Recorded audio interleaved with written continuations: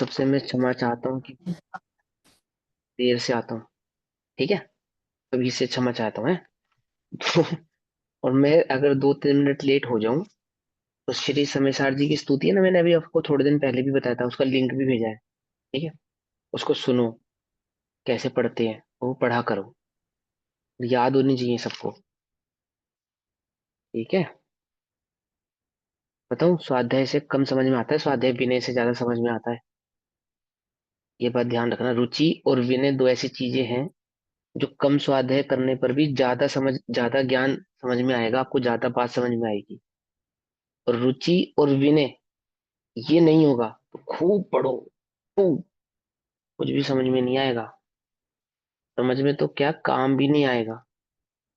और रुचि विनय से किया गया थोड़ा सा भी स्वाध्याय कालांतर में सम्यक दर्शन का भी कारण होता है, नियम से मोक्ष का भी कारण होता है। तत्प्रीति चित्तेण, जिसने एक बार भी प्रीति पूर्वक, प्रीति है ना, प्रीति पूर्वक, प्रीति के अंदर दो चीजें समाहित होती हैं, एक रुचि और एक विनय। ध्यान रखना, प्रीति माने सिर्फ क्या है, मात्र रुचि नहीं है।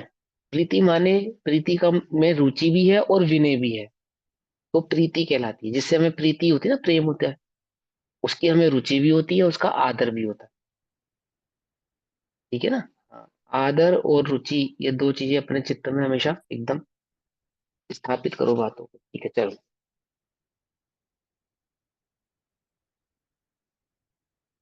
नमो अरिहन्ताणम्, नमो सिद्धाणं, नमो आयरीयाणम्, नमो वज्रायाणम्, नमो लोके सवसाहुनम्।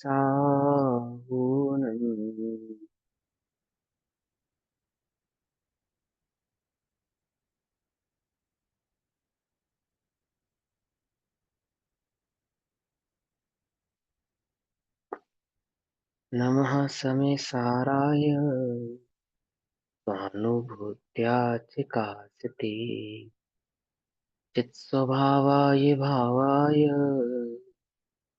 सर्वभावान्तरच्चिते।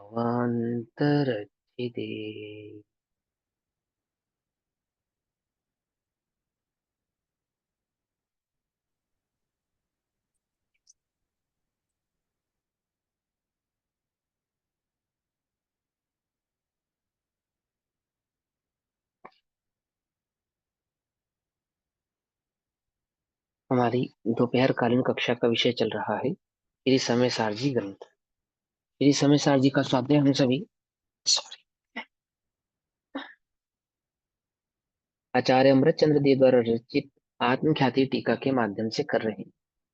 आत्मख्याति टीका, मोक्ष अधिकार, पेज नंबर 448, 448, गाथा नंबर 306, गाथा नंबर 307। भाव चल रहा है कि आचार्य देव कहते हैं कि एकमात्र आत्मा की अनुभूति ही, एकमात्र स्वानुभव ही इस जीव को मोक्ष है, मोक्ष का कारण है, और दोषों से मुक्ति का कारण। दोषों से मुक्ति का निवारण और मोक्ष एक आत्मा की अनुभूति से होने वाला है, एक ज्ञायक भाव में स्थिरता से होने वाला है। सामान्य और विशेष आत्मक जो ज्ञायक स्वरूप है, चैतन्य ज्ञान में आत्मा है, उसकी स्थिरता से होने वाला है।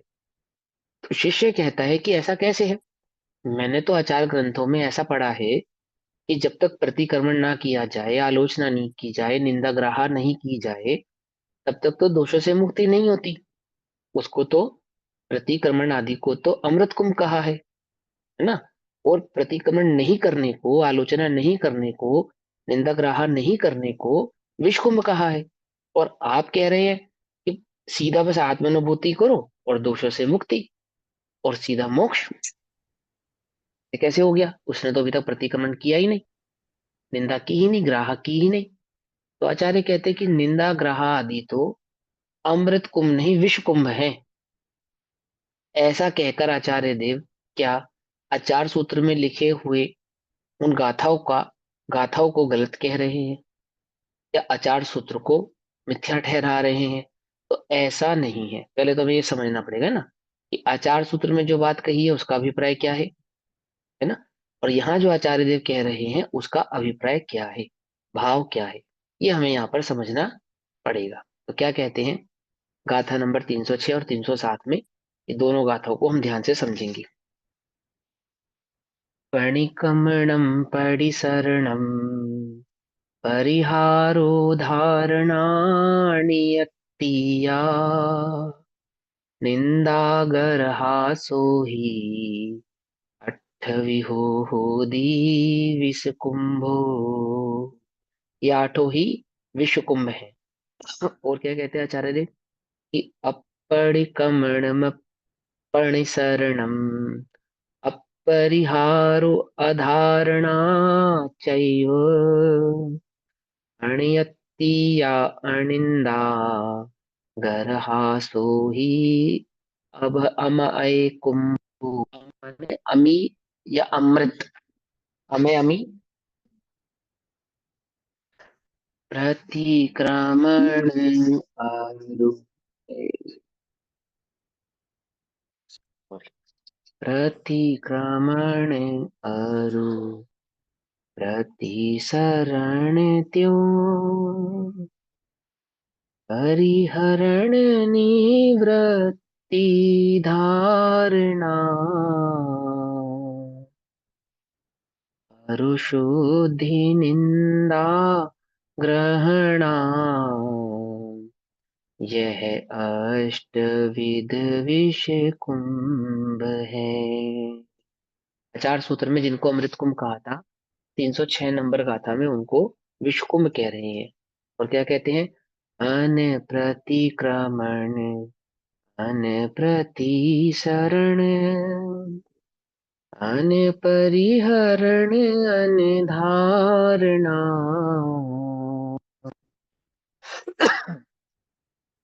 अनिरति अनग्रहा अनिंदा अशुद्धि अमृत कुंभ है। हम्म? अशुद्धि को अमृत कुंभ कह रहे हैं, यानी शुद्धि नहीं, शुद्धि नहीं और अमृत कुंभ, अशुद्ध भाव अमृत कुंभ की भाव नहीं, आप समझे नहीं बात को। ये क्या कहते हैं, तो गाथा से समझेंगे ना। क्या कहते हैं आचार्य देव कि प्रतिक्रमण प्रतिसरण परिहार धारणा निवृत्ति निंदा ग्रहा शुद्धि और शुद्धि अष्टविध, ये 8 प्रकार का विश्व कुंभ है, क्योंकि इसमें कर्तृत्व की बुद्धि संभवित है। ठीक है ना, क्योंकि इसमें क्या है, कर्ता बुद्धि है। अब उल्टा नहीं पकड़ना, पहले ध्यान से समझना। जो कर्ता बुद्धि है, तो अब मैं प्रतिक्रमण करूं या नहीं करूं। क्योंकि मैं प्रतिक्रमण करूंगा तो कर्ता बुद्धि से ही करूंगा। बिना कर्ता बुद्धि ऐसा कौन सा प्रतिक्रमण है जिसमें कर्ता बुद्धि ना हो। ठीक है ना, जिसमें मैंने दोष किया तो इसमें तो कर्तृत्व है, मुझसे दोष हुआ इसमें तो कर्तृत्व है। ऐसा कौन सा प्रतिक्रमण है, अपितु प्रतिसरण है, जिसमें कर्तृत्व का बोध नहीं है। कि ऐसा भी है, वो क्या है, वो अप्रतिक्रमण है। क्या कहा, क्या है वो, अप्रतिक्रमण। अप्रतिक्रमण वो प्रतिक्रमण है, ध्यान से समझना, जिसमें कर्तृत्व का बोध नहीं है। कुछ समझ में नहीं आ रहा है क्या है प्रतिक्रमण और अप्रतिक्रमण। अप्रतिक्रमण का तो मतलब होता है प्रतिक्रमण नहीं करना, कि हाँ नहीं करना। कौन कह रहा है तुमसे प्रतिक्रमण करो, तो हम प्रतिक्रमण ना करें कि हाँ मत करो। आप कह रहे हो कि हम प्रतिक्रमण ना करें, तो प्रतिक्रमण नहीं करने से हमें दोष मुक्ति हो जाएगी, कि हाँ दोष मुक्ति हो जाएगी। कि हमें तो आपकी बात समझ में नहीं आ रही, आप क्या कह रहे हो, ये क्या कह रहे हो। ये तो ऐसा लग रहा है जैसे आप हमें उल्हायना दे रहे हो। उल्हायना समझते हो, उल्हायना, जैसे कोई आपसे कहे कि हमें माफ कर दो, आप कहेंगे नहीं जरूरत नहीं, माफी की कोई आवश्यकता नहीं है, माफी मांगने की क्या जरूरत है। माफी मांगने से कुछ नहीं होगा, माफी मत मांगो। क्या कहा, माफी मांगने से कुछ नहीं होगा, आप माफी मत मांगो। कि मैं माफी नहीं मांगू, कि हाँ बिल्कुल मत मांगो, क्या आप नाराज हो, बिल्कुल भी नाराज नहीं है। आप माफी नहीं मांगोगे उससे तो हमें और खुशी होगी। ये कैसे खुशी है कि हम गलती करें और ये किसने कहा तुमसे कि तुम गलती करो और माफी ना मांगो, ये तुम अपने आप से डेढ़ अकल कहाँ से लड़ाई तुमने। हमने तुमसे ये कब कहा कि गलती करो और माफी मत मांगो। हमने तुमसे कहा माफी मत मांगो। क्या, कुछ बात समझ में नहीं। तुम क्या डेटा कल चला रहे हो कि गलती तो करेंगे, पर आप कह गल, रहे हो कि माफी नहीं मांगो। गलती समझे ना, मत समझे? करो। गलती हाँ। मत करो। अरे हम तुमसे कह रहे हैं कि कुछ ऐसा करो कि तुम्हें सॉरी बोलना ना पड़े। सॉरी बोलना ये कोई अच्छी बात थोड़ी है ना। बात तो यह है कि आपको सॉरी बोलना ही ना पड़े। एक होता है करेक्टर सर्टिफिकेट, होता है मालूम है आपको, स्कूल में भी मिलता है, कॉलेज में भी मिलता है ना। क्या होता है करेक्टर सर्टिफिकेट?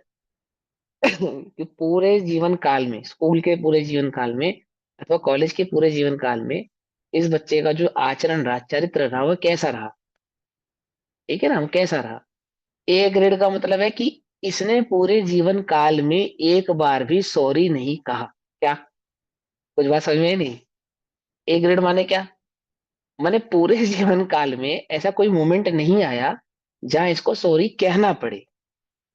इसने एक बार भी 10 साल स्कूल में रहा, 15 साल स्कूल में रहा, एक बार भी सॉरी नहीं कहा। आप कह रहे हो इसका सबसे उत्तम कैरेक्टर है। हमको तो लगता है कि वो व्यक्ति ज्यादा हम्बल होता है जो झुकता है, माफी मांगता है ना। हम कह रहे हैं नहीं, जो माफी मांगता है उससे भी अधिक उत्तम वह है जिसे माफी मांगने की जरूरत नहीं पड़ती। ये उसको हम यहाँ पे कह रहे हैं अप्रतिक्रमण, अप्रतिसरण। कि ऐसा काम ही मत करो ना कि तुम्हें प्रतिक्रमण करना पड़े। ऐसा काम ही मत करो ना कि अप्रतिसरण हो, निंदा हो, ग्राहा हो। ये काम ही मत करो तो क्या करें? बोले एक स्वरूप गुप्तता ही ऐसी है जिसका कोई प्रतिक्रमण नहीं करने की आवश्यकता नहीं। भैया, प्रतिक्रमण कब करना पड़ता है? हाँ। ये जो अप्रतिक्रमण लिखा हुआ है और वहां पे अन प्रतिक्रमण, ये दोनों का अर्थ एक ही निकलेगा? हाँ, अन प्रतिक्रमण और अप्रतिक्रमण एक ही बता। अन माना संस्कृत में उसको अन या आ भी कहा जाता है। हिंदी में आ भी कहते हैं, कहीं कहीं पे अन भी कहते हैं। अप्रतिहार, अन प्रतिहार, ऐसे बहुत सारे शब्द बनते हैं। विलोम, विलोम शब्द होते हैं। देखो मैं तुमको एक विलोम शब्द बताता हूँ। जैसे सुख, तो सुख का विलोम क्या होता है बताओ? दुख। बोलो। दुख। हाँ, सुख का विलोम दुख। कितने लोग इस बात से सहमत हैं कि सुख का विलोम दुख होता है? हमने तो ऐसे ही पढ़ा है। हाँ, स्कूल में पढ़ा है ना ऐसा। ये व्याकरण सही नहीं है, गड़बड़ है ये। ठीक है ना। ये बच्चों को सिखाने के लिए होता है। सुख का विलोम दुख, सुख का विलोम होता है असुख, दुख का विलोम होता है अदुख। समझ में आई बात? विलोम शब्द जब आप बनाना सीखेंगे, वास्तव में जब आप व्याकरण सीखेंगे, तब आप ये बात जानेंगे कि सुख का विलोम दुख नहीं है। सुख नहीं, वो सुख का विलोम है। सुख का विलोम क्या है? असुख। जैसे मैं एक बात बताऊं, गोरे का विलोम क्या है? काला है। अरे ऐसा नहीं, ये नहीं होता विलोम शब्द। विलोम का मतलब होता है उल्टा होना। अस्थि का विलोम क्या है? अस्थि, अननास्ति, अनास्ति। क्या बोलेंगे? बोलो, खुद नास्ती सोचो। बोलते हैं उसे तो हम, आस्ती हाँ, नास्ती। नास्ति बोलते हैं ना। हाँ।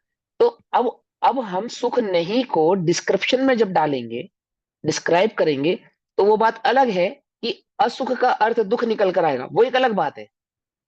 वो एक अलग बात है, लेकिन सुख का विलोम दुख नहीं है। सुख का विलोम है असुख। सुख का उल्टा है असुख। अस्ति, अ जमा न, नास्ति न, अस्ति। वो जो नास्ति बना है ना, वो विलोम कैसे बना? ना अस्ति। क्या कहा? समझ में? अस्थि में क्या लगाया? ना लगाया। ना अस्ति, अस्ति नहीं है, उसे नास्ति कहा। ऐसे सुख का विलोम क्या है? सुख नहीं है, उसको असुख कहेंगे या ना सुख भी कह सकते हैं। पर असुख हिंदी में सही शब्द बनेगा। कई शब्दों में आ लगाया जाता है, से जो कहीं पे मरता ना। नहीं है वो अमर है ना। ऐसे हाँ, बहुत सारे ध्यान। वर्ड्स है हाँ। अमर, जिसमें हाँ। अ का अर्थ नहीं निकलता है। विलोम में भी हाँ, ऐसे ही मर एकार्थ। का, हाँ, मर का विलोम है अमर। ठीक है। ऐसे ही सुख का विलोम है असुख, दुख का विलोम है अदुख। ये व्याकरण है। ऐसे ही प्रतिक्रमण का विलोम है अप्रतिक्रमण। क्या कहा? समझ गई बात? निंदा का विलोम क्या? अनिंदा। ग्राह का अग्राहा।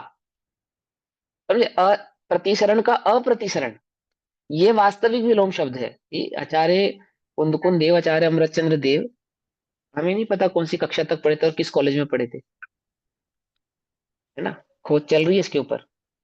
लेकिन वो इतने व्याकरण के इतने जबरदस्त ज्ञाता थे, जानकार थे। आचार्य अमृतचंद्र देव की जो संस्कृत है ना, विश्व की सुप्रसिद्ध सबसे डिफिकल्ट डिफिकल्ट है ना, और सबसे सुंदर सुसज्जित संस्कृत आचार्य अमृतचंद्र देव ने लिखी। और भी आचार्य, आचार्य जयसेन या आचार्य गुणभद्र, मुझे आचार्य का नाम थोड़ा सा स्किप हो रहा है, लेकिन हाँ ये मैं कंफर्मेशन के साथ बताता हूँ। जैन जगत को आप अलग कर दो, क्योंकि मैं जैन हूँ, जैन धर्म को फॉलो करता हूँ, जैनिज्म को फॉलो करता हूँ, इसलिए मैं ये बात कर रहा हूँ, ऐसे नहीं। जो साहित्य जगत है वो ये बात स्वीकार करता है, हिंदी साहित्य जगत का जो जगत है, कि विश्व में सबसे सरलतम संस्कृत लिखने वाले भी जैनाचार्य हैं, और विश्व की सबसे कठिनतम संस्कृत लिखने वाले भी जैनाचार्य हैं। समझे, दो प्रकार की इंग्लिश होती है, आपको पता है, एक इजी इंग्लिश होती है, एक डिफिकल्ट इंग्लिश होती है। इजी इंग्लिश में क्या लिखा जाता है, नॉवेल्स लिखे जाते हैं, मालूम, दुनिया में जितने भी नॉवेल्स लिखे जाते हैं इंग्लिश के, वो सबसे इजीएस्ट इंग्लिश में लिखे जाते हैं, सबसे इजीएस्ट। जिसको बहुत इंग्लिश का ज्ञान नहीं है वो भी नॉवेल पढ़ेगा ना, उसको समझ में आ जाएगा नॉवेल क्या कह रहा है। इतना इजीएस्ट लैंग्वेज में उसको लिखा जाता है जानबूझकर। ऐसे ही प्रथमन युग लिखने वाले आचार्यों ने किस संस्कृत का इस्तेमाल किया, सबसे इजीएस्ट संस्कृत में लिखा उसको। ठीक, और व्याकरण को जब लिखा तो सबसे क्लिष्ट संस्कृत में लिखा। क्लिष्ट, क्लिष्ट माने कठिन। कठिन क्यों करा, उसको कठिन बनाने के पीछे क्या तात्पर्य, जितना उसमें व्याकरण का समावेश करेंगे, जितना उसमें व्याकरण के आधार से चलेंगे, नियमों के आधार से चलेंगे, उतना वो क्या हो जाएगा, क्लिष्ट, क्लिष्ट हो जाएगा। मैं कहता हूं क्लिष्ट का मतलब डिफिकल्ट नहीं होता, क्लिष्ट का मतलब होता है किलित करना। किलित समझते हो, लोक में किलित कर देते तो क्या होता है, उसमें आदि व्याधि का प्रवेश नहीं होता। लोक में क्या है कि इस जगह को किलित कर दो तो क्या होगा, इसमें आदि व्याधि व्यंतर का प्रवेश नहीं होगा। ऐसे ही आचार्यों ने व्याकरण से क्लिष्ट कर दिया संस्कृत को।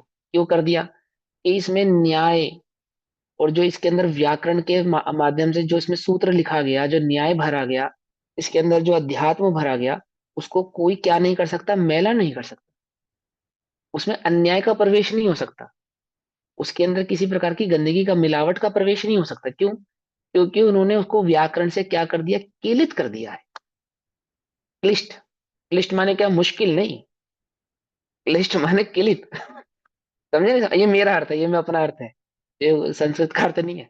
ऐसे यहां समझा रहे कि प्रतिक्रमण कहा, प्रतिक्रमण का विलोम क्या बताया, अप्रतिक्रमण।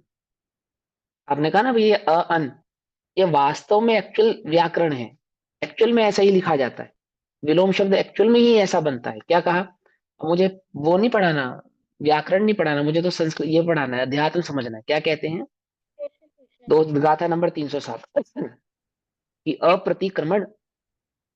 हाँ बोलिए। तो क्या हमें श्रावकों को मतलब प्रतिक्रमण पाठ पढ़ना चाहिए या नहीं पढ़ना चाहिए? बिल्कुल पढ़ना चाहिए। तुम ऐसा काम करा या नहीं करा जिसमें तुम्हें सॉरी बोलना पड़े, तुम्हारे ऐसे परिणाम हुए या नहीं हुए कि तुम्हें सॉरी बोलना पड़े, बोलो। तुम आत्मा में स्थिर थे होते या हैं बाहर प्रति गए, समय। हम्म। बोलो। सदैव आत्मा में स्थिर थे या उपयोग आत्मा से बाहर था, बताओ। बाहर था, तो बोलो सॉरी। आप ये पूछो कि श्रावकों को ऐसा क्या काम करना चाहिए कि उन्हें प्रतिक्रमण ना करना पड़े। क्वेश्चन ये नहीं है कि श्रावकों को प्रतिक्रमण करना चाहिए या नहीं करना चाहिए, श्रावक क्यों, मुनिराजों को भी ये प्रतिक्रमण करना चाहिए या नहीं करना चाहिए। प्रश्न क्या होना चाहिए कि श्रावक और मुनिराज ऐसा क्या करेंगे कि उन्हें प्रतिक्रमण और अप्रतिशरण प्रतिशरण करना ही ना पड़े। समझ में बात, नहीं समझ में, ऐसे करना चाहिए नहीं करना चाहिए, है, बोलो। प्रति समय तत्व निर्णय का प्रयास करना चाहिए, आत्मानुभव का प्रयास करना तो चाहिए। तब भी करना पड़ेगा प्रतिक्रमण तो। एक ही काम ऐसा है जिसमें प्रतिक्रमण शुद्धोपयोग। नहीं करना तो पड़ेगा, शुद्ध अनुभव, शुद्धोपयोग। उपयोग। अनुभव। निरंतर, हाँ, निरंतर आत्मस्थिरता ही एकमात्र ऐसा कार्य है कि आपको वहां प्रतिक्रमण करने की आवश्यकता नहीं है। अप्रतिक्रमण, पर भैया अप्रतिशत। निरंतर निरंतर वाला काम तो 10वें 11वें गुण स्थान में होता है ना, 7वें से हमें ऊपर नहीं होता है, पता, तो श्रावक के ऊपर ही आचार्य कैसे आचार्य लगेगा? आचार्य कहे, हमें नहीं पता कि कौन से गुण स्थान में। हम तो कह रहे हैं ऐसा उद्यम करो। किसने कहा तुम्हें श्रावक बने रहो, हम तो तुम्हें आत्मा देख रहे हैं, हम तो श्रावक देख नहीं रहे। आचार्य कह रहे तुम ही तो देख रहे हो कि तुम श्रावक हो और हम मुनि हैं। ना हमने स्वयं को मुनि देखा, ना हमने तुमको श्रावक देखा। हम तो अपने को भी आत्मा जानते और तुमको भी आत्मा देखते हैं। समझे नहीं समझे, मुनिराजों की क्या दृष्टि है, तुम ही तो जानते हो कि तुम श्रावक हो, हम तो नहीं कहते तुम श्रावक। हम तो कहते हैं तुम आत्मा हो। तुम्हें क्या दिखता है? तुम्हें आत्मा दिखता है, श्रावक पना दिखता है कि हमें तो श्रावक पना दिखता है? बोलो सॉरी। जब तक एकमात्र आत्मा ना दिखे तब तक सॉरी बोलो। सॉरी बोलो मतलब प्रतिक्रमण करो, प्रतिसरण करो, परिहार करो। और कब नहीं करो? ऐसा उद्यम करो कि बोलना ना पड़े। तुम बार बार सॉरी कहते हो, ये तो विष कुंभ है। मैं सुबह गलती करूँ सॉरी, फिर थोड़ी देर बाद फिर गलती करूँ फिर सॉरी, फिर थोड़ी देर बाद फिर गलती करूँ फिर सॉरी। बोलो भैया, विष कुंभ है अमृत कुंभ है? एक ही गलती बार बार करूं, विष कुंभ है अमृत कुंभ है? विष कुंभ है ये तो। विष कुंभ में। हाँ, गलती ही ना करनी पड़े, गलती ही ना हो, सॉरी ही ना बोलना पड़े, तो ये है अमृत कुंभ। है ना? प्रतिक्रमण क्यों करना पड़ता है? ऐसा तो क्या कहते हैं? अनप्रतिक्रमण, अप्रतिसरण, अपरिहार, अधारणा, अनिवृत्ति, अनिंदा, अग्राह और अशुद्धि, यह अमृत कुंभ है। ऐसा काम क्यों किया तुमने कि तुमको शुद्धि करनी पड़ी? बोलो। द्रव्य मन वचन काया, द्रव्य और भाव शुद्धि करते ना, तो बोले ऐसा क्यों काम किया कि तुम्हें द्रव्य और भाव दोनों की शुद्धि करनी पड़ी? अशुद्ध थे तभी शुद्धि करनी पड़ी ना। और हम कह रहे अशुद्ध ही ना होते तो शुद्धि करनी पड़ती। तो कह रहे अशुद्ध नहीं करना। क्या कहा? अशुद्ध, शुद्ध को अशुद्ध नहीं करना। तो क्या मत करना? बोले शुद्धि करनी पड़े ऐसा काम मत करना। अशुद्धि, शुद्धि करनी पड़े तो ऐसा काम मत करना। शुद्धि ना करो, अशुद्धि। अशुद्ध रहो नहीं, अंतर समझो बड़े ध्यान से। अशुद्ध रहने का उपदेश नहीं दे रहे हैं, क्या कह रहे हैं? शुद्धि ना करनी पड़े, ना शुद्धि ना करनी पड़े ऐसा काम करो। तो अशुद्धि, ये सब क्या है? ये तो अमृत कुंभ है, क्योंकि इनमें कर्तृत्व का निषेध है, कुछ करना ही नहीं है, इसलिए बंद नहीं होता। ठीक है ना? ठीक है। अब आचार्य अमरचंद्र देव इसको डिस्क्राइब करेंगे, समझाएंगे हमें क्या कहते हैं देव। प्रथम तो जो अज्ञानी जन साधारण, अर्थात अज्ञानी लोगों को साधारण ऐसे अप्रतिक्रमण आदि हैं। मिथ्या दृष्टि को जो प्रतिक्रमण करने का परिणाम नहीं है। मिथ्या दृष्टि जीव जिसको अभी तक ये ज्ञान ही नहीं हुआ है कि मैं कहाँ गलत हूं और मैं क्या गलती कर रहा हूं। प्रथम तो, है ना? तो क्या कहते हैं? प्रथम तो जो अज्ञानी जन साधारण अप्रतिक्रमण आदि हैं, वे तो शुद्ध आत्मा की सिद्धि के अभाव रूप स्वभाव वाले हैं। ठीक है ना? शुद्ध आत्मा की सिद्धि के अभाव रूप स्वभाव वाले हैं। एक तो गलती कर रहा है, ऊपर से गलती नहीं जान रहा। एक तो गड़बड़ है ना, मिथ्यात्व है। और उस मिथ्यात्व का क्या है? प्रतिक्रमण ही नहीं कर रहा, दोषों का प्रतिक्रमण ही नहीं कर रहा। अपने चार इंद्रिय, पांच इंद्रिय, चार कषाय, पांच पापों में क्या है? संलग्न है। और संलग्न होने पर भी उन पांच इंद्रिय की विषय भोगों को, चार कषाय पांच पापों को दोष नहीं जानता। जो ऐसा है, जो इस प्रकार का जीव है, वह कैसा है? वह तो शुद्ध आत्मा की सिद्धि के अभाव रूप स्वभाव वाला है। अभाव रूप स्वभाव वाला है मतलब क्या? अभव्य है। अभाव रूप स्वभाव वाला है। कैसा स्वभाव है उसका? कि शुद्धि का अभाव है, आत्म अनुभव का अभाव है, आत्मा की समझ का अभाव है, ज्ञान का अभाव है। समझ गए बात? ऐसा वाला है। इसलिए स्वयमेव अपराध रूप होने से विषकुंभ ही है। वो जो मिथ्यात्व की दशा है, वो जो कषायों की दशा है, वह तो अपने आप में ही विषकुंभ है, हम उसकी तो बात ही नहीं कर रहे। पहले तो आप ये समझ लो, प्रथम तो जैसे आपने कहा ना कि श्रावक, तो फिर श्रावक प्रतिक्रमण करे या नहीं करे। प्रथम तो ये समझो बहन, क्या समझे?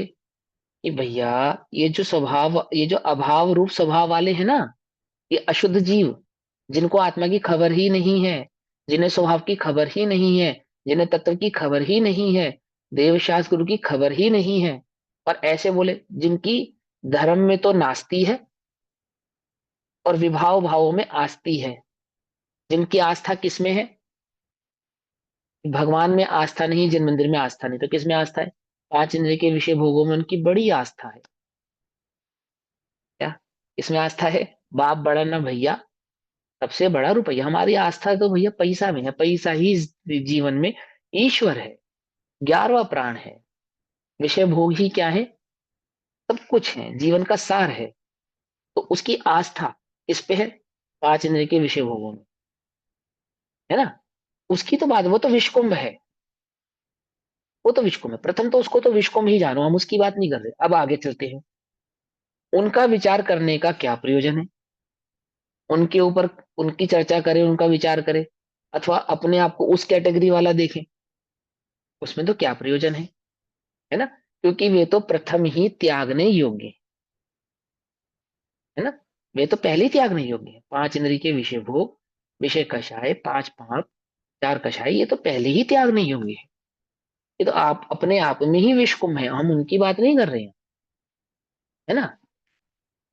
क्लास में ऐसा होता है ना, एक बहुत शैतान बच्चा होता है, वो रोज शैतानी करता है, रोज।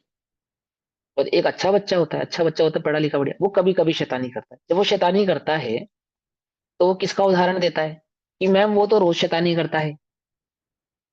क्या, थक जाती है ना टीचर भी। जो बहुत ज्यादा शैतान बच्चा होता है ना, उसकी कई सारी शैतानियों को इग्नोर कर देती है, वो इग्नोर कर देती है, इनसे उसको पता कोई फायदा नहीं है इसमें माथा मारने का, है ना। होते ना ऐसे, हर क्लास में होते हैं, हम हर क्लास में होते हैं ऐसे बच्चे, हमें तो स्कूल याद आ जाते हैं ऐसी बातें। कि उसको टीचर परेशान रहता है, क्या इसको मैं क्या तो बोलूं। अब उसको देखकर कोई अच्छा बच्चा शैतानी करे और उस शैतानी पे टीचर उसको डांटे, तो क्या कहता है वो? मैम उसने भी ऐसा किया था। वो कहती है उसकी बात मत करो, उसकी, तुम्हें उसके जैसा बनना है, बोलो, तुम अपने आप को उसके जैसा समझते हो? कहती ना टीचर, तो क्या कहती है, उसकी बात मत करो, उसने क्या किया क्या नहीं किया, मैंने उसे डांटा नहीं डांटा उसको छोड़ो, तुम अपनी बात करो, तुम अपने आप को उसके जैसा मानते हो। कहती ना, कहते उसके नंबर भी कम आते हैं, वो रोज पिटता है, तू चाहता है तू भी रोज पिटे? तू भी चाहता है तेरे टेस्ट में, एग्जाम में कम नंबर आए, 0 नंबर आए, या अच्छे नंबर ना आए? उसको तो कोई टीचर लाइक नहीं करती, तो चाहता है तुझे भी कोई टीचर लाइक ना करे। तो क्या कहती है वो? उसकी बात मत कर, उसको छोड़। कहती नहीं कहती? क्या कह रहे आचार्य देव? उनकी बात मत करो, उनसे बात करने का क्या प्रयोजन है? तुम कैसी बात कर रहे हो? हम तुमसे अप्रतिक्रमण की बात कर रही है, तो तुम्हें कौन दिखने जगत में? वो जीव जो प्रतिक्रमण नहीं करते हैं, विषय कषाय में लीन रहते हैं, वो दिख रहे तुमको। हम उनकी बात नहीं कर रहे, उनसे हमारा क्या प्रयोजन? ऐसा कह रहे हैं आचार्य, उनकी बात मत करो, उनको छोड़ो। वे तो प्रथम तो वे तो स्वयं ही विषकुंभ हैं। वे जो विषय में लीन है, वो विषकुंभ में नहीं है, वो स्वयं ही विषकुंभ है, ऐसा कह रहे हैं। वो स्वयं स्वयं अपने आप में ही विषकुंभ है, उससे हमारा कोई प्रयोजन नहीं है। फिर क्या कहते हैं? क्योंकि ब्रैकेट में क्या लिखा, वे तो प्रथम ही त्यागने योग्य, उनकी दृष्टि मत करो, उनका अनुसरण मत करो, उनको अपना आइडल मत बनाओ, वो आपके आइडल नहीं है, ठीक है ना। तो फिर क्या है? और जो द्रव्य रूप प्रतिक्रमण आदि हैं, वे सर्व अपराध रूप विषय के दोषों को क्रमशः कम करने में समर्थ होने से अमृत कुंभ है ना। आचार्य देव टीका में लिख रहे हैं ये साफ, क्या कहते हैं? और जो द्रव्य रूप प्रतिक्रमण आदि है, अब ये द्रव्य रूप प्रतिक्रमण आदि का मतलब पता है क्या होता है? बोलो, मुझे मुझे समझाओ आप। द्रव्य रूप प्रतिक्रमण आदि का मतलब क्या है, बताओ। व्यवहार प्रतिक्रमण। हाथ हाँ, जोड़ व्यवहार प्रतिक्रमण है ना। हाँ हाँ, हाथ बोलो बोलो। करके बोलना, प्रतिक्रमण पाठ करना, ये सारा द्रव्य प्रतिक्रमण में हाँ, अब मैं आपको एक चीज समझाता हूँ इसके अंदर, थोड़ा सा आप लोग ना इस पे, इसको ध्यान से समझना बहुत जरूरी है आपके लिए।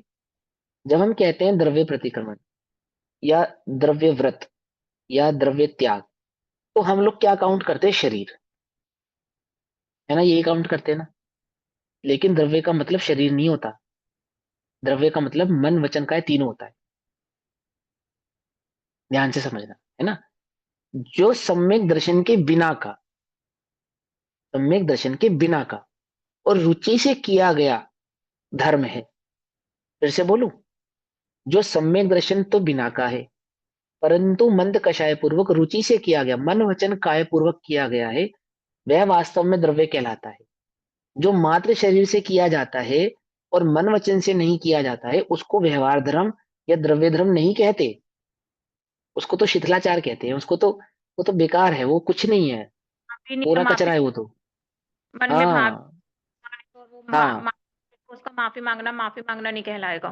नहीं, है ना? ये फिर भैया वो भाव वो द, प्रतिक्रमण क्या होएगा फिर, अगर मैं हम बताता हूँ, मनवचन फिर काय सुनो। को अगर हम द्रव्य में लेंगे? हाँ, मैं समझाता हूँ आपको, मैं आपको पूरी बात समझाऊंगा, देखो ध्यान से समझना। आत्मश्रेष्ठ मुनिराज मुनिराज छठे गुण स्थान में होते हैं। तो छठे गुण स्थान वाले मुनिराज भावलिंगी कहलाते हैं, द्रव्यलिंगी कहलाते हैं?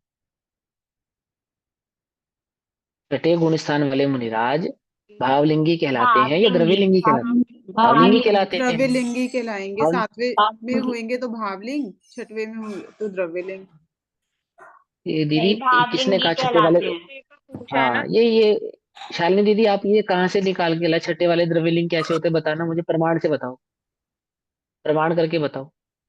मुझे लगा ऐसा एक काम ये मत वाला करो। भी लगा लो, आइडिया क्या पता नहीं ठीक हो नहीं, जाए। क्यों लगाओ? देखो वही तो बात है ना, तुक्का नहीं लगाते। ये तुक्का है ना, तुक्का समझ रहे हो? इसने इतना बेड़ा गर्क किया है ना? अब ऐसे शब्द कहने पड़ रहे हैं, बहुत ज्यादा नाश किया इस तुक्के ने। सीधी सीधी बात समझो, बहुत सिंपल सा क्वेश्चन है। जब मैं गुण स्थानों की चर्चा कर रहा हूँ, करना नियोग की बात कह रहा हूँ, मैं अध्यात्म की, मैं वो टीचर नहीं हूँ कि क्वेश्चन तो पूछू करना नियोग से और उत्तर दो तुमसे तुमसे द्रव्य नियोग का एक्सपेक्ट करूँ। जिस नए से मैं आपसे प्रश्न कर रहा हूँ उसी नए से उत्तर दो, सिंपल बात।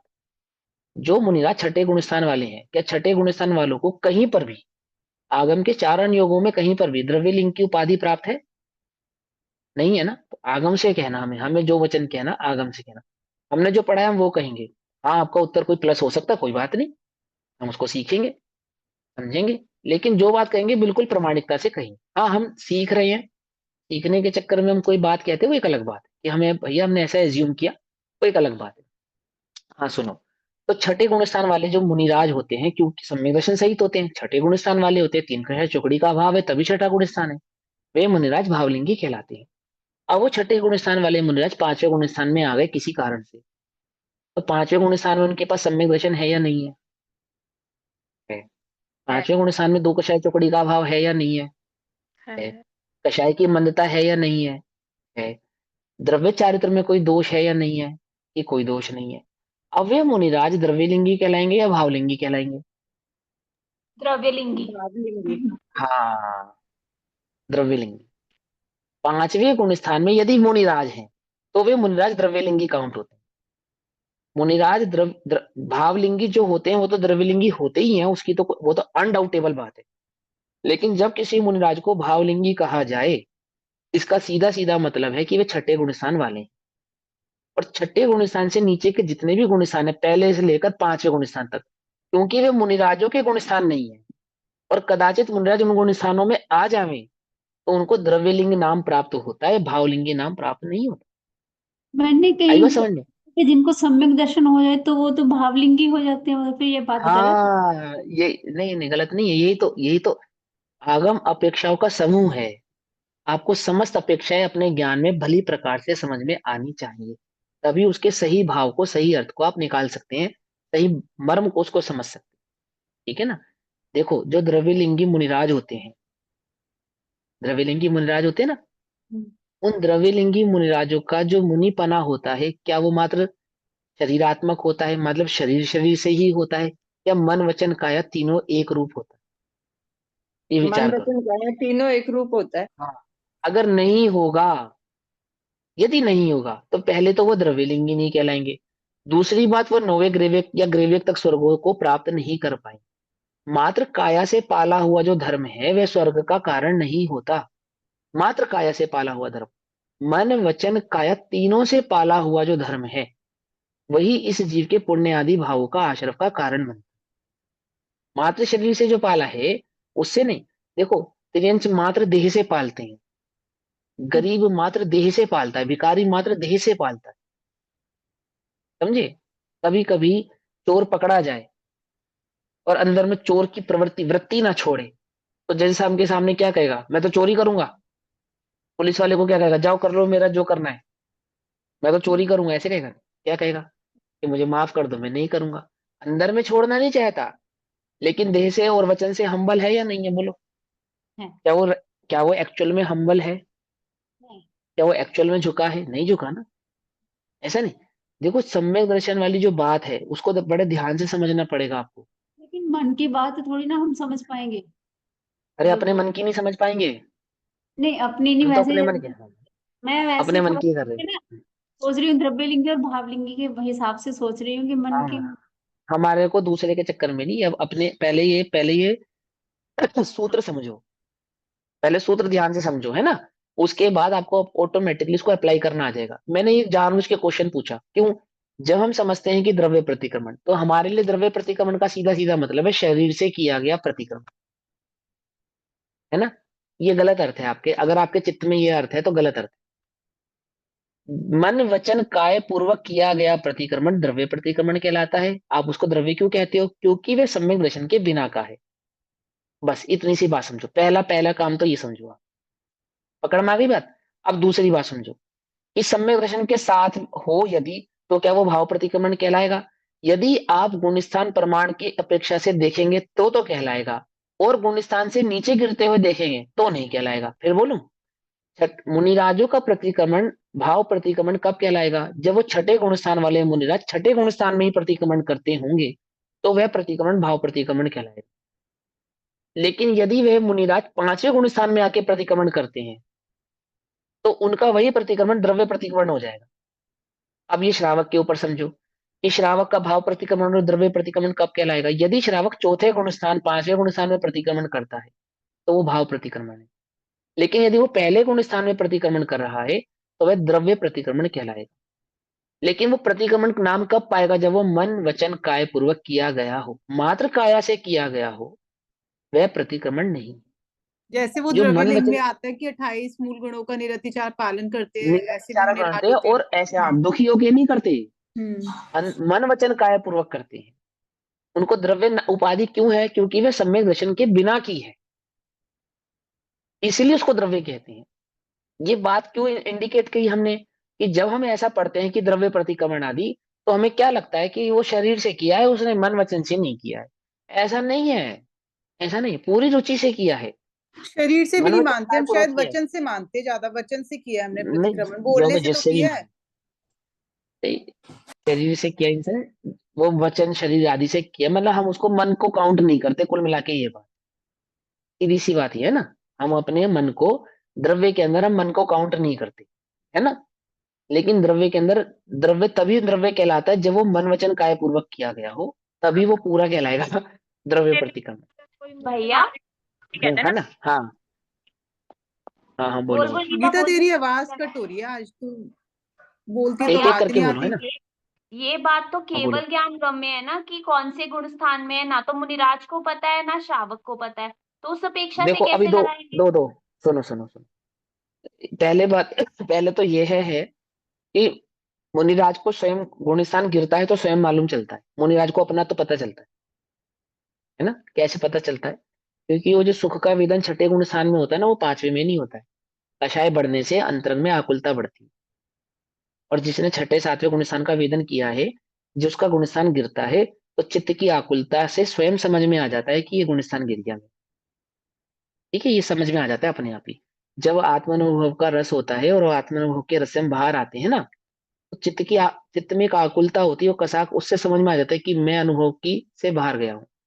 और अब उस आकुलता का उपाय वापस से पुरुषार्थ करके समय दर्शन में नहीं प्रकट करूँ या आत्म स्वभाव की ओर उन्मुख नहीं होगा, तो फिर वो मैं भूल जाऊंगा, उस रस को भी भूल जाऊंगा, उस भाव को, स्वभाव को, आनंद को भूल जाऊंगा। क्योंकि मुनिराज प्रचुर स्वसंवेदन करते हैं, इसलिए मुनिराज जब पांचवें गुण स्थान में आते हैं, तो वहां चित्त में आकुलता बढ़ती है, परिणामों में आकुलता बढ़ती है। वो आकुलता से उनको स्वयं समझ में आ जाता है कि मेरा गुण स्थान गिर गया है ना। और जो आचार्य आदि होते हैं, वे तपस्वी ज्ञानी पुरुष होते हैं ना, आचार्य महापुरुष ज्ञानी होते हैं, तो ज्ञानियों को भी कदाचित पता चल जाता है कि अब मेरा जो शिष्य है अथवा श्रावक है, ये कौन से गुण स्थान में होगा, हो सकता है और संभावित इसका गुण स्थान निचला है या उठा हुआ है। ये बात मालूम चल जाती है। एक बात अभी यहाँ पे हमें अपने ऊपर लगानी है, तो हम अपनी अपेक्षा से इस बात को समझ रहे हैं। अगर हम ऐसा समझ रहे हैं कि हम द्रव्य प्रतिक्रमण करते हैं, अगर हम ऐसा समझ रहे हैं, तो पहले तो ये निश्चित करो कि काया से किए गए प्रतिक्रमण का नाम द्रव्य प्रतिक्रमण नहीं है। रुचि पूर्वक, कषाय की मंदता पूर्वक, मनवचन काय से, एकाग्र बुद्धि से, हलुकर्मी होकर जब जीव प्रतिक्रमण करता है, परंतु जब वह सम्यक दर्शन के बिना का होता है, तब वह द्रव्य प्रतिक्रमण कहलाता है। ये आप समझना ध्यान से, तब उसका नाम एक्चुअल में व्यवहार धर्म होता है। व्यवहार धर्म का मतलब सिर्फ शरीर से पाली गई क्रिया नहीं है। व्यवहार धर्म मन वचन काय पूर्वक पाली गई क्रिया है। और उसको व्यवहार क्यों कहते हैं? क्योंकि वे सम्यक दर्शन के बिना की होती है, इसलिए उसको व्यवहार कहते हैं। हम एक हमारे अंदर एक बात फिट कर ली है हमने, कि हम ऐसा समझने लगे कि जो शरीर से किया जाए वो व्यवहार, जो शरीर से किया जाए सो द्रव्य। तो मात्र शरीर नहीं है भैया, उसके अंदर कषाय की मंदता है, उसमें अनिवार्य रुचि पूर्वक किया गया है, और उसमें मन वचन काया तीनों ही है। वह व्यवहार या द्रव्य सिर्फ इसलिए कहला रहा है क्योंकि उसमें सम्यक दर्शन नहीं है, अर्थात आत्मानुभूति के बिना है वो। ये समझना पड़ेगा, है ना? अब मैं आगे बढ़ता हूँ। भैया द्रव्य प्रतिक्रमण तो पुण्य आश्रम का कारण है और भाव प्रतिक्रमण निर्जरा का कारण है। तो मुनिराज जब देखो अब सुनो, 5वें गुण स्थान में करेंगे तो हाँ मैं बताता हूँ कि ये तो होता है सम्यक दर्शन की मुख्यता से, अपेक्षा से कथन होता है ना। जब हम सम्यक दर्शन की मुख्यता से कथन करेंगे तब तो हम यही कहेंगे कि जो सम्यक दर्शन के साथ का किया गया प्रतिक्रमण है, अथवा चौथे गुण स्थान से ऊपर के गुण स्थानों में किया गया जो प्रतिक्रमण है वो निर्जरा का कारण, और जो निचले पहले दूसरे गुण स्थानों में, पहले गुण स्थान आदि में, मिथ्यात्व के गुण स्थानों में किया गया जो प्रतिक्रमण है वह पुण्य आश्रम का कारण। ये तो हमने किसकी अपेक्षा से कही बात? सम्यक दर्शन की अपेक्षा से कही है। अगर आप इसको तारतम्यता से विचार करेंगे तो क्या होगा कि पहले गुण स्थान में किया गया प्रतिक्रमण पाप और पुण्य दोनों ही प्रकार के आश्रयों का कारण है, मात्र पुण्य के आश्रय का कारण नहीं है। क्योंकि जो घातीय कर्मों की प्रकृतियां हैं उसमें तो प्रतिक्रमण के समय भी मात्र पाप का ही आश्रय हो रहा है, अघाती में ही मात्र पुण्य आदि प्रकृतियों का आश्रय हो रहा है। अब आ जाओ चौथे पांचवे छठे गुण स्थानों में, तो वहां जितनी जितनी कषाय विद्यमान है उतना उतना तो पुण्य आश्रय है, और जितनी जितनी कषाय विद्यमान नहीं है उतनी उतनी निर्जरा है। वहां मुनिराज उस के अपेक्षा लिए से भी समझे। 5वें छठवें मुनिराज के गुण लिए भी स्थान में मुनिराज के लिए भी। बिल्कुल बिल्कुल बिल्कुल बिल्कुल, सातवें गुण स्थान में भी पुण्य का आश्रय है, आठवें गुण स्थान में भी पुण्य का आश्रय है, नौवे दसवें ग्यारहवें बारहवें गुण स्थान तक, बारहवें गुण स्थान के पहले पाए तक तो आश्रय है, पुण्य का आश्रय हो रहा है वहां पे। अच्छा, जब वे संजलन कषाय मुनिराज, की वजह से। हाँ जब वह संजुलन कषाय का भी पूर्णतः अभाव होता है तब वह पुण्य आदि भावों का आश्रय ठहरता है, रुकता है। ठीक और है। वो जो आश्रय और बंद हुआ है संजुलन कषाय में, जो सत्ता में बैठा है, अनादिकाल का जो बैठा था उसमें से जो बचा वो, प्लस जो सम्यक दर्शन पूर्वक की गई साधना में जो उन आमुक आमुक गुण नया स्थानों में बंधा। पुण्य का नया बांधा, वो सारा अनंत अवस्था जब उनकी प्रकट हुई वहां उसकी निर्जरा तो वो करते हैं, सारा निर्जरा होगा। ठीक है। वहां उसकी महानिर्जरा होती है। ठीक है ना? तब तक ऐसे। तो हाँ जी। अघातिया घातिया में भी कन्वर्ट हो जाता है। घातिया घातिया घातिया में भी कन्वर्ट। अरिहंत देखो अवस्था ऐसा, में, जैसे घातिया तो खत्म हो गए सब के सब, तो जो बचे हुए होंगे, जैसे 12वें गुण स्थान में अगर कोई घातिया बचे हुए हैं तो वो फिर हाँ अरिहंत अवस्था में फिर वो घातिया में कन्वर्ट हो जाएंगे। देखो अब इसका उत्तर सुनो। कांडक घात, स्थिति कांडक घात आदि आदि ये सब चीजें अगर आपने पढ़ी होगी तो आप इसको इस तरीके से समझो। वैसे तो एक ऐसी भी टर्म है जिसमें अघाती कर्मों के जो निषेक हो, घाती कर्मों के जो निषेक होते हैं, कर्मों के कुछ बचे हुए परमाणु वो अघाती कर्मों में कन्वर्ट हो जाते हैं, ये बात है। लेकिन इस मुख्यता से कथन नहीं किया जाता। कथन किस मुख्यता से किया जाता है कि अघाती कर्मों की जो सत्ता है उनका पूर्णतः नाश करके ही अरिहंत अवस्था प्रकट होती है। घाती कर्मों का एक परमाणु मात्र भी यदि शेष रहेगा तो अरिहंत अवस्था प्रकट नहीं होगी। घाती कर्मों के परमाणु मात्र की सत्ता का भी नाश करके ही जीव अरिहंत अवस्था को प्रकट करता है। तो अब जो कथन की मुख्यता रहेगी वो इसी अपेक्षा से रहेगी, और इसी अपेक्षा से करो और कराओ तो उसमें कोई किसी प्रकार का दोष उत्पन्न नहीं होता। कदाचित कोई ऐसी टर्म निकाल के लिया है, कोई विशेष और चतुर विद्यार्थी भी होते हैं ना अपने, होते बहुत चतुर होते हैं वो टीचर से 2 कदम आगे होते हैं, तो ऐसे निकाल के लाते हैं। जैसे गुरुदेव के सामने समक्ष ऐसे बहुत सारे जीव थे, तो गुरुदेव के समक्ष लेकर आते थे कि गुरुदेव देखो धवला में ऐसा लिखा है, गुरुदेव देखो इसमें ऐसा लिखा है। तो गुरुदेव कह देते हाँ हाँ खबर छे, बद्दू खबर छे, तो हमें मत सिखाओ तुम क्या लिखा है कहाँ, हमें पता है, हमें मालूम है, सब पता है हमें कि कहाँ क्या लिखा है। अभी जो हम तुम्हें बता रहे हैं वो समझो, पहले वो सीखो। समझे नहीं समझे? कि निमित्त की अपेक्षा से जहां कथन होते हैं, जब निमित्त की अपेक्षा से कथन होते हैं तो कथनों का अंबार खड़ा हो सकता है, वहां पे बहुत अपेक्षाएं लगती है, बहुत अपेक्षाएं लगती है, अंतहीन अपेक्षाएं लगती हैं। तो एक ऐसी अपेक्षा भी है कि जहां पे घाती कर्मों के निषेक अघाती कर्मों में कन्वर्ट हो जाते हैं, बचे हुए कुछ निषेक होते हैं कर्मों की सत्ता के, वहां पे क्या हो जाता है, उनका कन्वर्जन हो जाता है। जैसे पाप प्रकृति पुण्य प्रकृतियों में कन्वर्ट हो जाती हैं, ऐसे ही वहां उन निषेकों को वहां पे कन्वर्ट होना है। लेकिन उसकी मुख्यता से कथन नहीं किए जाते, कथन तो इसी मुख्यता से किए जाएंगे। ठीक है ना। चलो अब आगे पढ़ते हैं ना। तो क्या कहते हैं, अंश अध्यात्म का आनंद लो, है ना। ये ज्यादा मजेदार है। इसमें क्या कहते हैं सुनो। भैया आपने बोला हाँ, 12वें गुणस्थान का पहला पाया मतलब? मैंने कहा 12वें गुणस्थान के प्रकट होने के एक समय में के एक समय पूर्व तक तो आश्रव ही रहता है। नहीं, पहला पाया बोला था आपने 12वें गुणस्थान हाँ, के तो पहले। पहला पहला पाया प्रकट होने के एक समय पूर्व तक 12वें गुणस्थान के भी कुछ भेद होते हैं। जैसे बार शुक्ल ध्यान के जैसे जो हमने भेद होते आठ हैं, पाए 8 पाए थे, जैसे वो 8वें गुणस्थान में जो, शुक्ल ध्यान के भेद होते हैं ना। हाँ, तो 4 भेद होते हैं: कितने, पृथक, एकत्व, चार। सूक्ष्म क्रिया, हाँ। प्रतिपाती और व्युपरत क्रिया, निर्वृत्ति। तो उसमें जो दो शुरू के दो शुक्ल ध्यान होते हैं, एकत्व। उन पूरे उन दो शुक्ल ध्यानों को पूरा कंप्लीट करके 12वां गुणस्थान प्रकट होता है। वो जो अनंत अवस्था का गुणस्थान होता है 12वां गुणस्थान, उसमें कौन सा ध्यान होता है, 13वें उसमें शुक्ल गुणस्थान ध्यान। होता है अनंत अवस्था का तो। 13वां गुणस्थान, सॉरी 12वें गुणस्थान के अंत तक से कंफ्यूज हो गया मैं थोड़ी, है ना। तो 12वें गुणस्थान के अंत तक, जब तक 12वां गुणस्थान पूरा नहीं होता, अंत तक तो आश्रव रहता है। और जब एक 12वें समय तक। गुणस्थान का, हाँ, एक जब तक 13वां प्रकट होगा ना, जिस समय में, उस समय के एक समय पूर्व तक, और हम्म। जिस समय 13वां प्रकट होगा, तब फिर वहां सारे पे कर्मों क्या का हो क्षय हो जाएगा। जाता हाँ, तो वहां पे अब वहां पे आश्रव नहीं है कि आश्रव है, वहां पे भी आश्रव है। इरियापति का आश्रव कहा ना उसको, लेकिन है। वो बंध रहित का आश्रव है, इसलिए उसको आश्रव नहीं है ऐसा भी कहते हैं। दोनों अपेक्षाएं है ना उसमें, है, सत्ता रूप से है तो उसको है भी स्वीकार करते हैं, क्योंकि वो बंध रूप से नहीं है इसलिए आश्रव नहीं है ऐसा भी कहते हैं। 12वें गुण स्थान में होने वाला जो आश्रव था वो बंध सहित आश्रव था, और 13वें गुण स्थान में होने वाला जो आश्रव है वो बंध रहित आश्रव है। इसलिए 12वें गुण स्थान वाले आश्रव के को आश्रव कहा, और 13वें गुण स्थान वाले आश्रव को आश्रव नहीं है ऐसा कहा। तो वहां जो 12वें गुण स्थान तक आश्रव हो रहा है, वो कौन सा आश्रव हो रहा है, बोले पुण्य प्रकृति का आश्रव हो रहा है, वहां पाप प्रकृति का आश्रव नहीं, ऐसा। ठीक है ना। चलो अब समझते हैं। और जो द्रव्य रूप प्रतिक्रमण आदि है, अब इस लाइन का मतलब समझेंगे ना। द्रव्य रूप प्रतिक्रमण आदि का मतलब वहां काया से किया गया मात्र प्रतिक्रमण नहीं समझना, मिथ्यात्व की अवस्था में किया गया जो प्रतिक्रमण है उसकी बात कर। और जो द्रव्य रूप प्रतिक्रमण आदि हैं, वे सर्व अपराध रूप विष के दोषों को क्रमशः कम करने में समर्थ होने से अमृत कुंभ है। वो धीरे धीरे आपके दोषों से आपको मुक्त कर रहा है, वो धीरे धीरे आपको सम्यक दर्शन की ओर अथवा धर्म की ओर ले जाने वाला है, इसलिए उसको अमृत कुंभ है ऐसा कहते हैं। ब्रैकेट में क्या डाला, ऐसा व्यवहार आचार सूत्र में कहा है।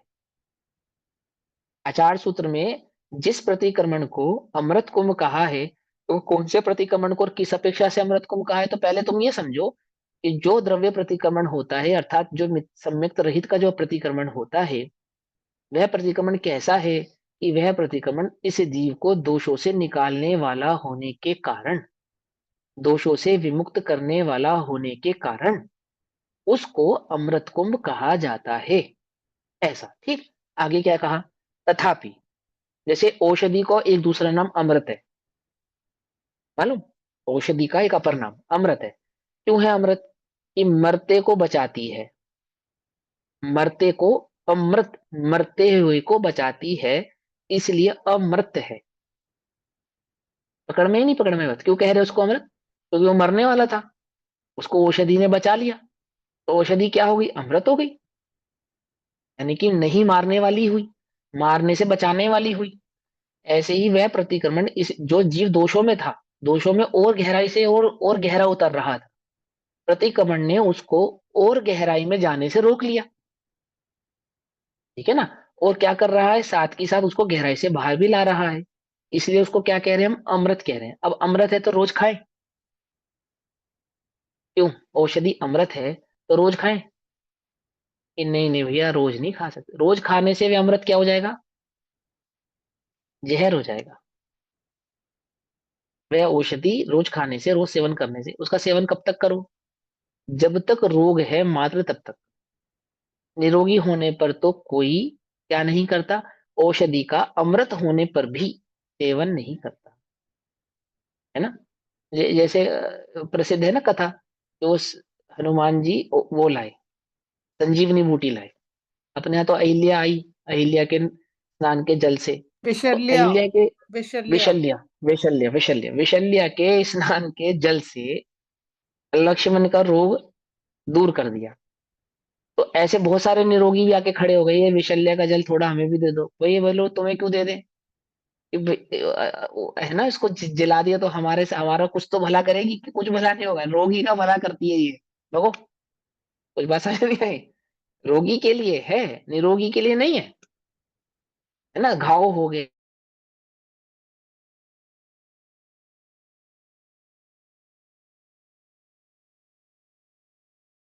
हमारे भी कर दो, कुछ तो भला करेगी भैया क्या, रिपीट करो, कुछ आपकी तो। आवाज चली गई थी। हाँ, कुछ तो भला करेगा। ये डॉक्टर के पास गया कोई मरीज को लेकर अपने साथ, तो डॉक्टर ने उस मरीज की मरहम पट्टी की। तो जो उसके साथ गया था, उसको तो कोई रोग नहीं था, उसको तो कोई चोट नहीं लगी थी। वो भी कहने लगे कि डॉक्टर साहब मुझे भी मरहम पट्टी कर दो। कि तुम्हारी क्यों कर दे, कि अब हम आए हैं इतनी दूर तो कर दो। कि भैया ऐसे कैसे, स्वस्थ व्यक्ति की मरहम पट्टी करने से तो उल्टा बीमार हो जाएगा वो, रोगी की जाएगी ना। पकड़ में बात। ऐसे ही प्रतिक्रमण करने का उपदेश किन के लिए था, वो जो गर्त में जा रहे हैं, वो जो गिरते हुए जा रहे हैं, उनको उठाने के लिए आचार सूत्र में। और यहाँ कहते हैं कि जो निरोगी हैं उनको तो प्रतिक्रमण नहीं करना, अर्थात जो स्वभाव में स्थित है उनको प्रतिक्रमण नहीं करना। यदि वे स्वभाव से इसलिए बाहर आ रहे हैं कि हमें प्रतिक्रमण करना है, बोलो स्वस्थ व्यक्ति इसलिए रोगी हो जाए कि मुझे दवाई खानी है, क्या कहोगे आप उसे, समझदार कहोगे, मूर्ख कहोगे, है ना। मूर्ख हो तुम। भले ही दवा अमृत है, परंतु दवा खाने के लिए कौन बीमार होता है? मरहम पट्टी कराने के लिए कौन चोट मारता है? कि प्रतिक्रमण करने के लिए कौन दोष लगाता है? दोष मत लगाओ, दोष नहीं लगाना ही अमृत कुंभ है। वो उस अपेक्षा से उसको कह रहे हैं, है ना। तो क्या कहते हैं कि आचार सूत्र में तो ऐसा कहा है, तथापि फिर भी प्रतिक्रमण अप्रतिक्रमण आदि से विलक्षण ऐसी अप्रतिक्रमण आदि रूप तीसरी भूमिका को ना देखने वाले, वो तीसरी भूमिका है। एक तो कौन सी पहली भूमिका किनकी थी, जो अति दूर है उनकी तो चर्चा ही नहीं कर रहे। दूसरी भूमिका किनकी है, जो बाहर आना चाहते हैं। और तीसरी भूमिका किनकी है, जो बाहर आ चुके हैं और वो सिर्फ इसलिए प्रतिक्रमण की ओर जा रहे हैं कि हमें प्रतिक्रमण करना है। प्रतिक्रमण तो उनके लिए है जो दोष करें। तुम दोष क्यों लगाते हो, प्रतिक्रमण करने के लिए तुम दोष क्यों लगाते हो, दोष ही मत लगाओ। भैया आपने बोला ऐसा, दूसरे वो जो बाहर आना चाहते हैं, क्या हाँ, जो मतलब वो बाहर आ रहे हैं बाहर ना, क्यों आना जो चाहते हैं? जिन आ गए या जो आना चाहते हैं? आना चाहते, दूसरे नंबर के वो हैं जो मन वचन काय पूर्वक सम्यक दर्शन के बिना का प्रतिक्रमण कर रहे हैं ना, व्यवहार प्रतिक्रमण, द्रव्य प्रतिक्रमण कहा जिसको। और तीसरे में जो स्वरूप गुप्त है, अगर वे प्रतिक्रमण करने का उद्यम करेंगे तो उनको वहां विश्व कुंभ कह रहे हैं। पहले नंबर के लिए तो ना अमृत कुंभ है ना विश्व कुंभ है, वो तो स्वयं विश्वमय है। दूसरे नंबर वाले जीव के लिए विश्व कुंभ से निकलने के लिए अमृत कुंभ है। लेकिन तीसरे नंबर वाले जीव के लिए तो जो स्वस्थ है, उसके लिए औषधि क्या है, विष है, विष है ना। तो जिसको बीपी नहीं होता, यदि वो डॉक्टर से कहे कि मैं बीपी की गोली खा लूं, तो डॉक्टर पता है क्या कहता है, बीपी हो जाएगा, बीपी में गोली मत खा लेना। बीपी यदि तुम्हारा नॉर्मल है और तुम उसकी गोली खाओगे तो तुम्हें बीपी हो जाएगा। कोशिश करो तो पहले, अच्छा डॉक्टर हो ना, अच्छा डॉक्टर, अच्छे ही हैं सब डॉक्टर, तो बीपी के मरीज को पहले कोशिश करता है कि उसे बीपी की गोली ना दे, बिना गोली खाए तेरा बीपी कंट्रोल हो जाए। वो असली डॉक्टर तो वह है ना। और कोई इस भय से गोली खाने लगे कि डॉक्टर साहब कहीं मुझे बीपी ना हो जाए, मैं तो आज ही से शुरू कर देता हूँ, क्या, तो क्या सलाह देगा डॉक्टर, बोलो। कि आज ही बीपी हो जाएगा। ये कैसा मूर्ख है? मूर्ख कहेंगे नहीं कहेंगे इसको? ऐसे ही आचार्य देव कह रहे तीसरे नंबर पे, अरे तू निर्दोष स्वभाव की आराधना कर रहा है, उसमें स्थित है, तू इसलिए प्रतिक्रमण कर रहा है कि उससे बाहर आके ये क्या कर रहा है? प्रतिक्रमण तो विषकुंभ है, उसको विषकुंभ कहेंगे। दूसरे वाले को जो प्रतिक्रमण अमृत कुंभ है, वही अमृत कुंभ तीसरे नंबर वाले के लिए क्या हो गया? विषकुंभ हो गया। रोगी के लिए दवा जो अमृत है, स्वस्थ व्यक्ति के लिए वही दवा क्या हो गई? विष हो गई। ऐसे अप्रतिक्रमण और प्रतिक्रमण को विषकुंभ और अमृत कुंभ कह रहे हैं ना, ऐसे। अब तो समय हुआ, मैं एक लाइन पढ़ देता हूँ, फिर बाकी स्वाध्याय हम कल करेंगे। देखो क्या कहते हैं, तथापि प्रतिक्रमण अप्रतिक्रमण आदि से, प्रतिक्रमण अप्रतिक्रमण आदि से, ठीक है, विलक्षण, ऐसी, विलक्षण यानी विशेष लक्षण वाला, विशेष गुण वाला। अप्रतिक्रमण कैसा है? प्रतिक्रमण से विशेष गुण वाला होने से, ऐसी अप्रतिक्रमण आदि तीसरी भूमिका को नहीं देखने वाले पुरुष को वे द्रव्य प्रतिक्रमण आदि अपराध काटने रूप अपना कार्य करने को असमर्थ होने से, विपक्ष अर्थात बंध का कार्य करते होने से विष कुंभ ही है। आई बात समझ में? कि वो निरोगी को वापस रोगी होने का कारण ही है। ऐसे ही जो स्वभाव में स्थित है, जो अकर्तृत्व भाव में स्थित है, वह प्रतिक्रमण की ओर यदि झुकता है तो कैसा है? कि वह तो कर्तृत्व का बोध होने से उल्टा विष कुंभ ही है, क्योंकि वह अकर्तृत्व स्वभाव में स्थित है। ऐसा, ठीक है ना? बाकी हम विशेष चर्चा इसकी कल करेंगे। तब तक के लिए समय हुआ, सभी को जय जिनेन्द्र। ओम नमः सिद्धेभ्यः। निज निधि निज में बताई, यह अनंत उपकार है, उसके लिए जिनवाणी माँ को वंदना शतबार। नमो